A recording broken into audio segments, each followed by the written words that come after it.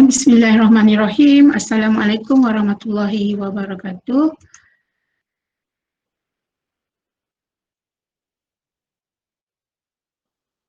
Okay, apa khabar semua? Sihat? Hari ini hari yang ke-19 Ramadan, minggu yang ke-9 untuk kita punya kelas. So hari ini kita akan continue discussion with chapter topic 8 ya. Kalau in your textbook, you can refer to chapter 9 dalam textbook. Okay, so semoga semuanya sihat hari ini. So kita tengok dulu siapa yang ada dalam kelas hari ini. Aida Nazira, Aiman Amirah, Ain Fazrin, Ain Ibrahim, Amirah Nabila, Amirah Syuhada, Farah Amirah, Intan Nafara, Maisarah, Najwa,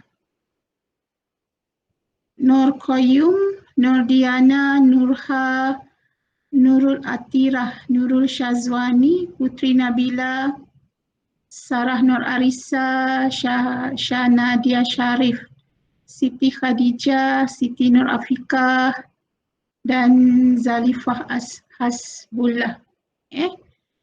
So about 24 students in class. So alhamdulillah hari ini kita boleh sambung lagi kita punya kuliah setelah minggu yang ke-5 di dalam PKP ni. So hopefully semua orang masih lagi bersemangat untuk meneruskan kita punya kelas. So another half semester lagi insyaAllah. So tak sampai pun sebenarnya, about 1.5 month je lagi nak final exam. Sekarang ni dah pertengahan, almost mid-May, dalam pertengahan bulan Mei. Kita punya final will be on 9 Julai, 9 Julai untuk CSC 408. Okay, so silalah tuliskan blokkan tarikh tersebut untuk final exam anda. Okay, so we continue today our class on topic 8, achieving operational excellence and customer intimacy.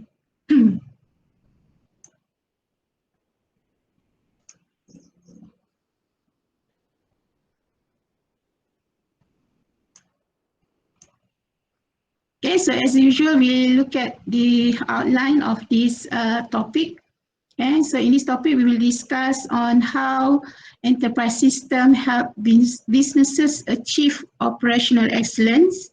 And then we look at on how supply chain management systems coordinate planning, production, and logistics with supplier. And then we explain how do customer relationship management system help firms achieve customer intimacy. And then we determine the challenges by enterprise application and how are enterprise application taking advantage of new technologies. Okay, so basically kita punya fokus untuk topik ini kita discuss berdasarkan pada bagaimana pengurusan dari segi supplier dan juga how we communicate with our customer. Dalam konsep ni dia panggil sebagai customer relationship management ataupun lebih mudah kita sebut sebagai CRM. Okay, so kenapa kita perlu kepada enterprise system? Okay, so kita tengok dulu secara umum what is enterprise system ataupun enterprise resource planning system. Okay, dia adalah merupakan satu kita panggil sebagai integrated software, integrated software modules and a common central database which collect data from many division of firms for use in nearly all of firms' internal business activities. Okay, so information entered in one process is immediately available for other processes. Okay, jadi secara umumnya enterprise system ni dia adalah satu software software yang kita design untuk kita simpannya data yang boleh dicapai oleh semua player ataupun orang yang terlibat dalam kita punya organisasi ataupun dalam kita punya production. Okay. So contoh yang dia bagi dekat sini yang anda lihat dalam diagram ni, dia akan melibatkan bahagian human resource, supplier, production planning, sales, inventory, factory production dan juga finance. Okay, so basic major business kita yang ada 4 bahagian dia, human resource, finance, dan bahagian sales dan juga bahagian marketing. Okay. So that is the idea of enterprise system. Okay. So next, we'll look at the enterprise software. Software yang digunakan dalam enterprise system ni. So enterprise software built around thousands of predefined business process that reflect best practices. Okay, so contoh yang saya sebut tadi, kita ada 4 major business. Okay, so for example, in finance and accounting department, biasanya kita akan gunakan dalam bentuk ledger ataupun dalam bentuk tax accounting. So this is all focuses on our system, sistem yang kita akan gunakan dalam organisasi kita. So human resource biasanya kita akan terlibat dengan function payroll ataupun compensation yang kita buat untuk bayaran gaji pekerja ataupun pengambilan pekerja. Okay, jadi di bahagian manufacturing and production dia akan melibatkan sistem berkenaan dengan procurement ataupun mungkin berkenaan shipping ataupun transportation. Okay, and then di bahagian sales and marketing biasanya kita akan terlibat dengan kontrak ataupun kita akan buat bill untuk pembayarannya. Okay, so all this operation ataupun function ni, okay, so to implement, firm must select function of system they wish to use, okay, map business processes to software processes. Okay, jadi dalam sistem kita tu nanti macam ni dia kalau dalam database tu, so ini berkaitan juga dengan chapter topik 5 dalam topik database yang kita discuss tempoh hari. Jadi semua data-data ni akan disimpan dalam satu centralized database dan akan diakses atau dicapai oleh setiap bahagian mengikut data-data yang diperlukan bagi department ataupun bahagian tersebutlah. Okay. So in this diagram, okay, it shows that which data will be accessed for that particular department. Okay, for examples, we have sales and marketing. So dia akan gunakan data berkenaan dengan order, sales forecast, return request, price of changes. So most focus on sales. Okay, so sampel yang kedua, contohnya dekat sini finance and accounting. Mungkin kita akan gunakan information about cash, account receivable, customer credit dan juga kita punya revenue. Dan example for human resource, mungkin kita akan gunakan data yang melibatkan hours work, labor cost, job skill, salary. Okay, so itu yang di bawah human resource. Dan yang keempat contoh kat sini manufacturing and production. Ya, kita akan gunakan maklumat berkenaan dengan materials, production schedule, shipment dates, production capacity and purchases. So all of this information dia akan simpan dalam satu database saja kita panggil sebagai centralized database. Jadi itu akan mengelakkan daripada kita punya masalah dalam database hari itulah to avoid data redundancy dan juga avoid data inconsistency. Okay, dan juga kita boleh update data immediately, okay, dan juga kita boleh access data on real time. Okay. So ini adalah contoh bagi enterprise software integration dia panggil, okay. So software-software yang diguna pakai atau sistem yang diimplement bagi setiap organisasi adalah mengikut kepada keperluan organisasi tersebut. Okay. So dekat sini kita tengok beberapa examples daripada diagram ni. So contohnya, okay, di bahagian platform mungkin kita akan gunakan Windows, Azure ataupun Amazon, ataupun sekarang ni yang popular kita gunakan Windows lah untuk Microsoft. Okay, and then di bawah custom application mungkin kita akan gunakan konsep ataupun kita lebih fokus pada penggunaan mobile phone untuk bahagian apps kita. Okay, dan kita gunakan mobile device. Ini semua adalah akses kepada data-data yang kita nak capai untuk kegunaan organisasi ataupun kita punya klien. Okay, so di bahagian database, example ni kita mungkin gunakan sistem ataupun software Oracle, ini adalah jenis database dia. SQL server ataupun kita panggil SQL server, MySQL. Okay. So ini antara contoh-contoh software dia lah untuk database. Kemudian di bawah payment gateway, ini biasa kita gunakan macam mana kita nak buat payment secara online. Okay, maybe kita akan gunakan PayPal. PayPal ni untuk international punya payment and then kita ada di bawah cloud solution. Okay. So ini adalah kita punya website yang kita guna pakai untuk kita akses kepada kita punya customer. Mungkin kita akan gunakan contoh dekat sini kita ada eBay, SurveyMonkey, ada banyak lagi lah, Mail, Shopee. Okay, di bawah package solution. Okay. So ini dia adalah sama dengan yang bahagian sini database.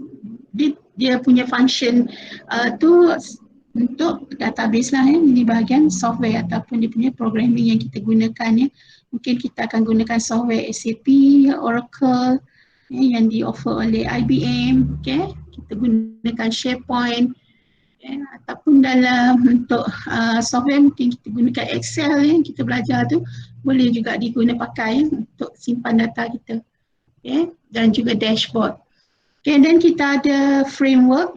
Okay, framework depends on kita punya company, bagaimana kita nak implementkan kita punya sistem dan juga kita ada social networking. Platform yang diguna pakai kita gunakan YouTube, Twitter, Facebook. And then di bawah custom website or web application. So yang ini adalah design for each of company yang akan bagaimana dia nak sampaikan data dia kepada dia punya klien. Okay. So contohnya kalau UiTM dia ada website untuk UiTM lah.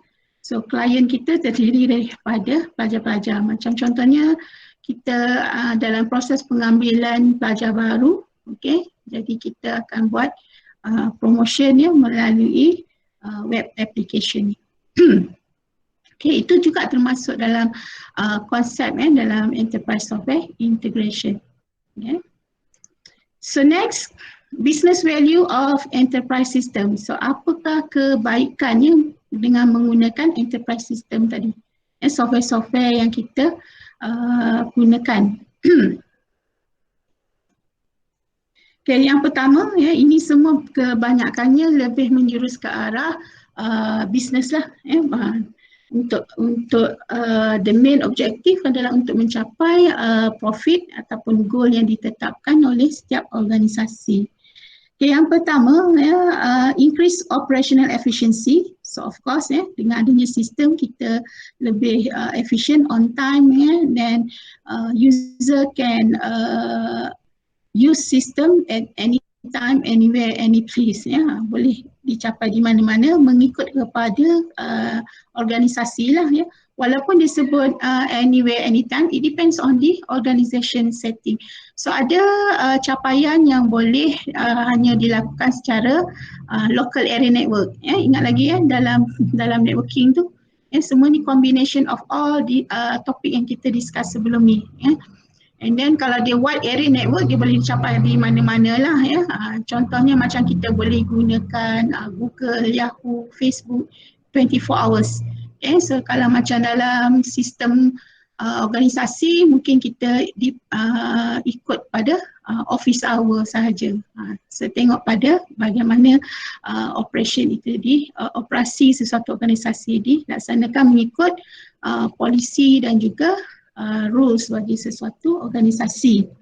Okay, yang kedua, provide firm-wide information to support decision making. So dia akan memberikan maklumat yang lebih tepat dan cepat dan untuk pembuatan keputusan. Okay, so contohlah macam kita punya kes sekarang ni pandemik COVID-19 how our bahagian health department ni, bahagian Kementerian Kesihatan, bagaimana dia membuat keputusan, semuanya adalah berdasarkan kepada data-data yang diakses dari seluruh negara at the same time semua orang bagikan semua data dan kita boleh membuat keputusan dengan cepat. So this will involve integrated system tadi, integrated system. Cuma yang itu akan berada di bawah platform kesihatan untuk health punya. Begitu juga dengan bahagian department yang lain. Okay, so yang ketiga, enable rapid responses to customer requests for information or products. So this is more focuses on kita punya customer. Okay, so ini kebanyakan semua orang dah gunakan banyak website. Contohnya kalau you buat order on Lazada, we can request our produk yang kita nak beli dan kita dapat information either produk tersebut masih available ataupun out of stock. Semuanya akan bagi tahu dalam masa yang cepat dan so kita boleh dapat responses dengan lebih mudah. So yang keempat, include analytical tools to evaluate overall organizational performance. So di bawah enterprise system software-software yang kita guna pakai tadi ni kat sini bahagian analytical tools ni. Jadi kita boleh dapat result untuk melihat kita punya performance bagi sesebuah organisasi. So yang dekat bahagian sini tadi software yang kita gunakan dia akan produce data-data. So salah satu yang paling mudah adalah penggunaan Microsoft Excel. Okay, daripada graf-graf yang kita producekan jadi kita akan dapatlah tengok performance sesebuah organisasi. Okay, so next, so the first main topic dalam chapter ni adalah supply chain management.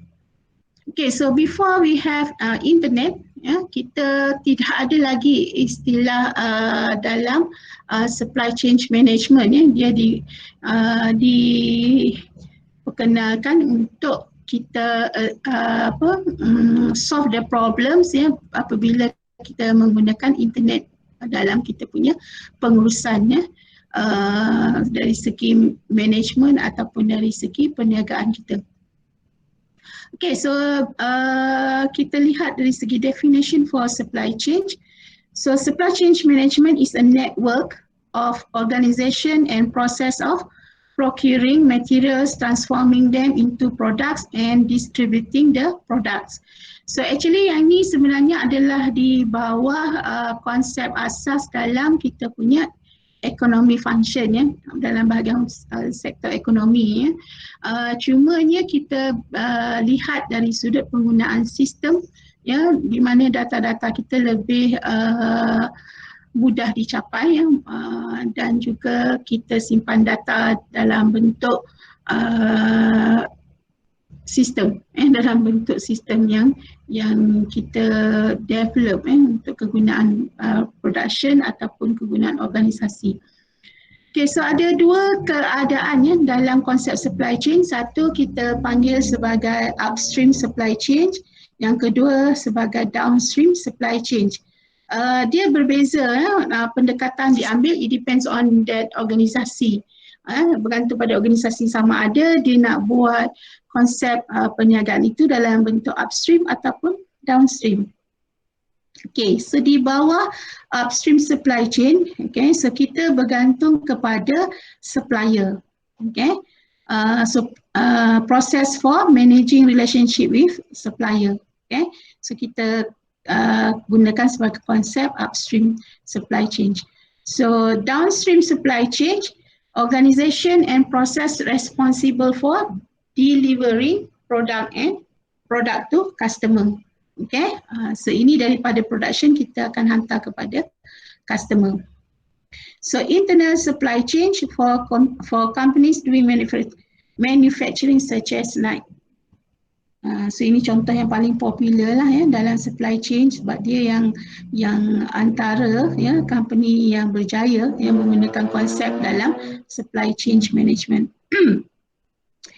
Okay, so next di bawah supply chain kita ada dua model. Okay, so satu kita panggil sebagai push based model, okay, build to stock, dan satu lagi kita panggil sebagai pull based model ataupun demand driven. So kenapa kedua ini diperkenalkan ya, model ni adalah melibatkan konsep asas dalam kita punya faktor ekonomi yang dekat sini. Okay, so supply chain management dia ada beberapa perkara ya, yang akan memberi kesan ya, kepada kita punya production. So yang pertama, inefficiency cut into companies operating cost ya. Kalau kita buat pengurusan yang tidak cekap ya, not efficient, so mungkin kita akan increase cost dan juga mungkin kita akan mengalami kerugian ya, dalam perniagaan.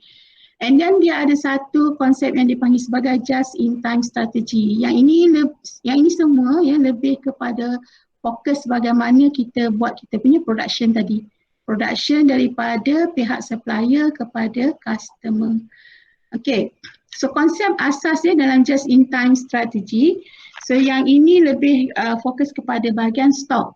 Jadi sebenarnya ya dalam anda punya projek Microsoft Excel, ketiga-tiga faktor ini perlu diambil kira kalau kita nak buat a real system. Dalam real system yang kita nak simpan data. So kebanyakan data yang biasanya dia akan bergantung kepada bahagian pengurusan lah, bagi empat major business tadi. Okay, so konsep dalam just-in-time strategy, so components will arrive exactly at the moment they were needed and finished good will be shipped as they left the assembly line. So maknanya bila kita buat permintaan ya daripada customer, so supplier perlu hantar just-in-time lah ya, berdasarkan kepada berapa banyak ya yang diminta oleh customer ya untuk ni. Okay. Safety stock.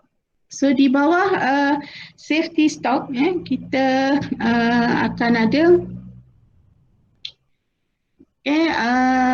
kita akan buat production melebihi daripada permintaan. Jadi so bila berlakunya sesuatu keadaan yang di luar jangka ya, kita akan ada stock yang existing stock lah, yang ready stock kita kata. So contohnya apabila berlakunya tiba-tiba kita mengalami pandemik hari itu kan, COVID-19 on the 18 March. So semua orang panik beli barang melebihi daripada apa yang ada dalam stok kita. So demand lebih daripada apa yang disediakan. Jadi bila berlakunya macam ni, kita perlulah kepada konsep safety stock ni. And then bullwhip effect. So bullwhip effect ni dia bahaya sikit sebab konsep asas dalam bullwhip effect ni dia akan mengikut kepada prediction. Jadi kalau kita buat prediction yang salah, kemungkinan kita punya syarikat akan mengalami kerugian lah ya. So nanti kita akan tengok yang ini macam mana dia efek pada kita punya organisasi. Okay. So next we look at the diagram for push based model dengan pull based model. So these two models yang saya rasa about 2 or 3 previous semester soalan ni keluar dan anda diminta untuk explain ya what is push based model dengan pull based model. So anda perlu lukiskan diagram ni. Jadi kena ambil kena tengok serius jugalah ya apa ni diagram ni. Okay, so di bahagian push based model ya kita akan start daripada supplier. Okay, so kita akan berdasarkan kepada bahagian manufacturer. Ya. So dia akan buat production based on forecast, and then supply to forecast. Dan di bahagian distributor, you tengok pada dia punya nak panah ni, bagaimana proses itu dilaksanakan. Okay, so distributor akan hantar based on forecast juga, inventory based on forecast, retailer stock based on forecast, dan juga customer purchase what is on shelf. So dia akan beli apa yang ada dalam pasaran. Okay, so ini semuanya adalah berdasarkan kepada kita punya jangkaan kita, jangkaan bagi bahagian manufacturer dan supplier. Okay, biasanya kalau normally lah kalau kita punya di Malaysia, kita ambil yang contoh yang mudah. Andaian kita biasa dulu kalau ikut kita punya musim bulan 11 November, Disember dia akan jadi musim tengkujuh, kita kata musim hujan. Jadi kita fokus. So bila musim hujan nanti dia akan buat production lebih apa yang orang perlukan pada musim hujan.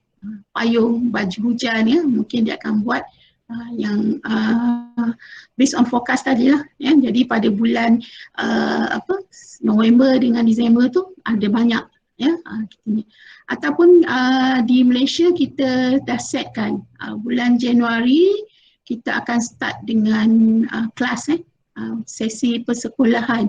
So dekat situ nanti awak akan lihatlah ramai ataupun banyak shopping complex ataupun mall yang akan menyediakan keperluan bagi persekolahan, sesi persekolahan. Dan kita fokus juga by half of year.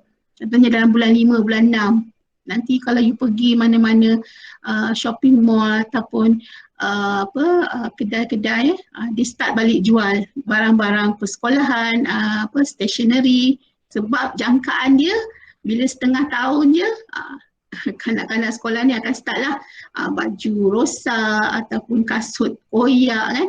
Jadi itu based on forecast. So kita kenalkan sebagai push based model. So another model model yang kedua kita panggil sebagai pull based model. Yang ini lebih selamat kalau dari segi perniagaan lah tapi dia tidaklah begitu digemari sebab orang lebih kepada yang ni. Sebab orang nak buat yang tadi tu, dia lebih nak buat safety stock ni. Just in time ni depends pada yang sesuai lah strategi yang dia kena buat ni. Okay, so di bawah pull based model, production akan dibuat berdasarkan kepada order, customer order. Okay, and then dia akan pergilah sampailah kepada supplier. So ini banyak implementation bila kita perkenalkan internet online punya business kan. Jadi kebanyakan peniaga dia akan depends on customer order dulu. Dia tak akan ambil dulu barang kan. Jadi dia lebih selamatlah dari sudut perniagaan dan juga dari sudut cost dan juga keuntungan. Okay.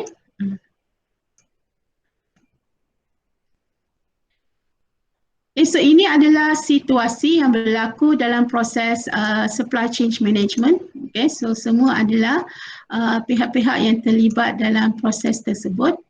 Semualah semua aktiviti seharian kita.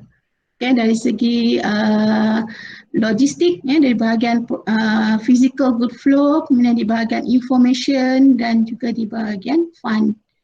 So ini semualah perkitaran dalam organisasi dalam kita punya proses perniagaan di bawah supply chain management.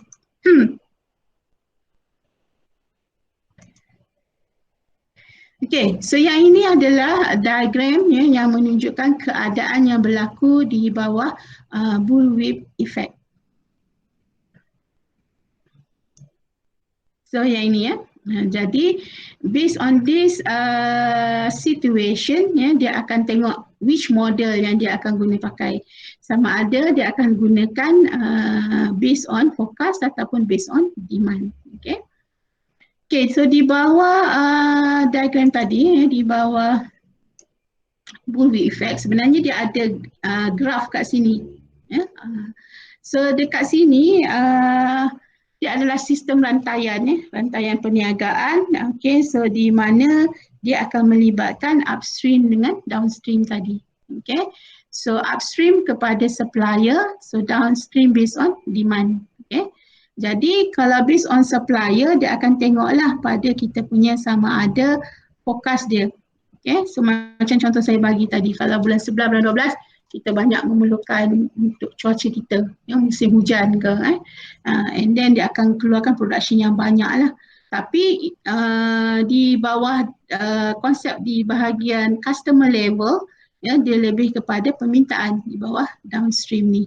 Okay, jadi ini adalah berdasarkan kepada andaian bahagian supplier ni. Okay, so bagus ataupun tak bagus, dia ada pro and cons lah. Ada yang bagus apabila berlakunya macam kita ada konsep di bawah safety stock. Mungkin juga kita akan berlaku kerugian juga, tiba-tiba hari tak hujan, orang tak beli. Jadi dia ada pro and cons untuk kegunaan sama ada di bawah konsep upstream ataupun downstream. Okay. So next kita lihat dari sudut perisian software yang digunakan dalam supply chain management. So kita panggil sebagai supply chain management software. Okay, so supply chain software, so yang tadi yang kita bincang yang di atas ni tadi adalah di bahagian pengurusan, di bahagian management, supply chain management di bahagian ni. Ni tadi ni di bahagian pengurusan. Okay, so now kita lihat dari sudut perisian yang digunakan, software-software yang digunakan pakai dalam sistem SCM. Supply chain software is classified as either software to help business plan their supply chain or supply chain planning, or software to help them execute and the supply chain step ataupun supply chain execution. Okay, so kita pecahkan kepada dua bahagian pengurusan. Satu kita buat di bahagian planning dan satu lagi kita buat di bahagian execution system. Okay, di bawah supply chain planning system, kita akan lihat dari segi model existing supply chain yang tadi, sama ada kita gunakan secara upstream or downstream. So enable demand planning, optimize sourcing, manufacturing and plan, establish inventory levels, and then we can identify transportation modes. So transportation memainkan peranan yang sangat penting dalam production. Kalau tak, nanti macam mana dia nak hantar barang. So kalau di dekat Malaysia ni, kalau anda lihat mungkin di sebelah kawasan perumahan anda pun ada kita panggil depo untuk simpan transportation yang akan hantar barang-barang tu. Okay. So yang tu pun perlu di-schedulekan untuk penghantaran produk kita kepada customer. Okay, and then di bawah supply chain execution system, so it will manage flow of product through distribution center and warehouses to ensure that products are delivered to the right locations in the most efficient manner. So apa masalah yang berlaku pada masa ini? Berlakunya kesesakan, kita katakan congested dekat bahagian penghantaran parcel kita. Okay. So saya mempunyai experience ni during PKP ni kan. Biasa kita akan dapat parcel kita about less than 5 days. So now maybe kita akan dapat more than 10 days baru sampai barang kita. Okay. So itu semua adalah di bawah bahagian yang ni, manage flow of product. So you kena bersabar lah. Dia ikut pada demand. Sekarang ni demand sangat tinggi orang akan gunakan platform online punya pembelian atas talian kita panggil online buying secara online ni. Okay, jadi ini semua adalah konsep yang boleh kita relatekan dalam kita punya perbincangan ni. Okey, isu di bawah supply chain. Ada 3 isu yang kita lihat ya. Satu, dari segi greater geographical distances. So bila kita buat di bahagian supply chain management software ya, menggunakan sistem perangkaian ya, internet, jadi kita boleh order ataupun kita boleh lakukan transaction di mana saja di seluruh dunia. Okay, jadi dia akan melibatkan geographical distances lah. Ini kita kaitkan dengan cost ya, cost penghantaran, cost production ya. Jadi cost barang kita mungkin akan jadi lebih mahal ataupun ada juga barang akan jadi lebih murah ya, bergantung kepada ya di mana ya kita melakukan transaction tersebut. Okay. And then isu yang kedua adalah berkenaan dengan greater time differences. Ya, bila kita melakukan operation for 24 hours ya, all around the world, kita punya masa itu adalah berbeza ya. Mungkin kita di sini dah siang, kita dah buat kita punya perniagaan. Mungkin di luar negara, contohnya biasa kita pergi, mungkin kita buat transaction di sebelah Europe ya, beza masa dia 8 jam dengan kita, lebih kurang lah. Sekarang ni dia dah malam, almost malam ataupun pagi, saya not sure ya, kena tengok dia punya time differences tu. Jadi itu semua kena diambil kira bila kita membuat perniagaan secara atas talian ni ataupun online, ataupun dia dibincangkan di bawah konsep ni ya. Bagaimana production itu boleh dilaksanakan ya. Dan isu yang seterusnya, participant from different countries. Okay, so kita punya players ya, kita panggil players ya, untuk buat kita punya business ya, datang dari pelbagai negara. So for each countries ya, kalau kita tengok topik chapter 4 ya, di bawah tengok polisi ya, bagi sesebuah negara, adakah dia dibenarkan atau tidak untuk melakukan perniagaan tersebut. Okay, tengok dari segi budaya ya, sosial kita ya, macam mana, adakah kita boleh terima daripada different countries. Jadi semua ini akan perlu diambil kira dalam kita punya proses ya, untuk penghantaran sebarang perkhidmatan ataupun production. Dia kena melibatkan dua, sama ada servis ataupun produk ya. Alright.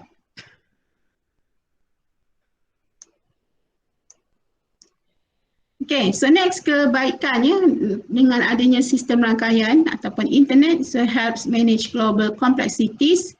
Okay, kita ada di bawah konsep warehouse management, kemudian kita ada transportation management, kita ada logistik, kita ada outsourcing. Okay, so semua ini melibatkan bahagian procurement ya, bagaimana kita buat pengurusan dari segi distributor ataupun manufacturing sesuatu barang.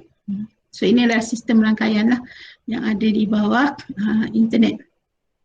Daripada segi distributor, retailer, customer, semuanya berlaku dalam semua arah dalam satu masa yang sama, dan bagaimana proses ini boleh dilakukan dengan begitu efisien dengan adanya enterprise system tadi. Enterprise system software, dia ada satu centralized database. Okay, dan semua capaian data-data yang sama yang boleh diakses oleh semua bahagian organisasi. Okay, so saya ambil contohnya di bahagian warehouse management. Okay, so contohnya dekat sini. Okay, so data-data ni dia ada banyak konsep di bawah database kita akan buat beberapa level ni untuk kita splitkan data kita. Kita panggil sebagai data warehouse management. Contohnya macam kita ada, you just imagine ya, how big is supply chain management yang dilaksanakan di bawah 99 Speedmart. You bayangkan ya, at each taman ya, dia bukannya each bandar ke mana start, dia setiap taman ya, dia ada dia punya kedai dia. Okay, dan tapi dia sangat efisien dari segi pengurusan dia. Okay, so ini semua ya, semuanya terlibat dalam konsep supply chain management ni. Bagaimana dia boleh menguruskan ya sistem rangkaian dia yang besar. Kalau kita kata sistem rangkaian yang paling awal kat Malaysia ni, kita tengok macam apa 7E kan, 7E lama dah kan dia punya proses, tapi 7E lagi banyak ya 99 speedmart kan, dengan dia boleh meletakkan harga kos yang sangat murah ataupun sangat rendah berbanding dengan shopping mall yang lain ataupun kedai-kedai yang lain. Okay? So itu semua mengambil kira konsep asas yang dia lakukan ya di bahagian production dan juga di bahagian penghantaran data tadi. Okay. Okay. So business value of supply chain management system. So bila dia kata business value tu maksudnya dia punya advantages lah ya. So first, match supply to demand, reduce inventory levels. So ini banyak menjawab kepada bagaimana pengurusan yang kita ambil contoh tadi ya, 99 speedmart tadi. Okay. So improve delivery service ya, speed product time to market, use asset more effectively, reduce supply chain cost, lead to increased profitability dan juga increase sales. Okay, so use asset more effectively, more improve delivery service. Kita lihat ya kejayaan yang dibuat oleh Speedmart, 99 Speedmart, kenapa? Kalau kita tengok ya, dia mempunyai transportation dia sendiri. Ya. Sebab kita mengambil kira dia adalah perniagaan berskala, saya tak tahu dia berskala kecil ke besar, sederhana pun tapi dia konsep asas dia ya, pendekatan dia mungkin satu kawasan satu ni kan, dia ada inilah kena tengok. Okay, so itu adalah bahagian supply chain management ya, bagaimana kita deal dengan supplier. So next we have another topik ya di bawah enterprise system, kita panggil sebagai CRM. Okay, customer relationship management. Okay, so when we run our business secara internet ataupun di atas talian, kita tak tahu siapa customer kita ya.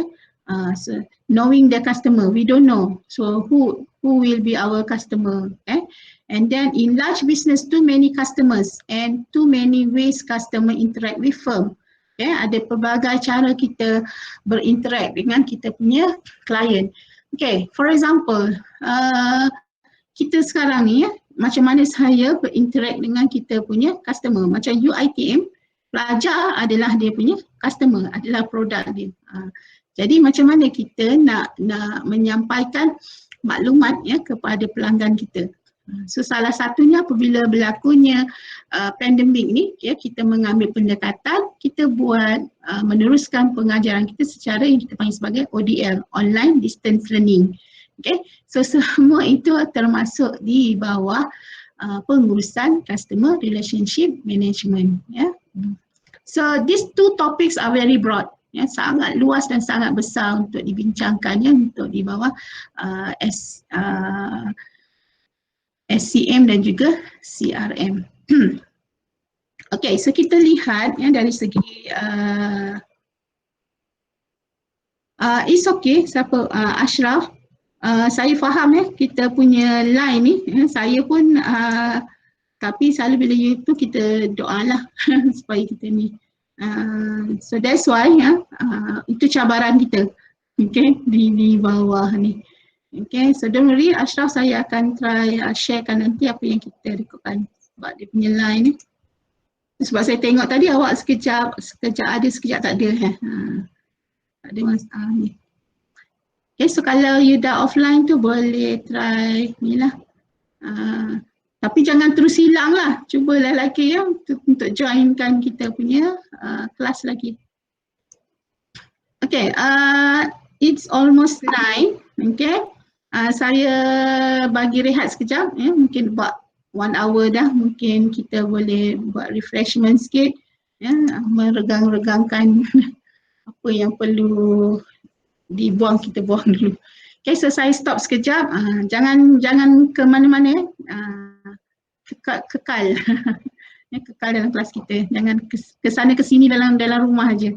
Okay, so kita break sekejap about 3-4 minutes ya. Dan sekejap lagi kita sambung semula untuk topik yang kedua, itu CRM. Okay.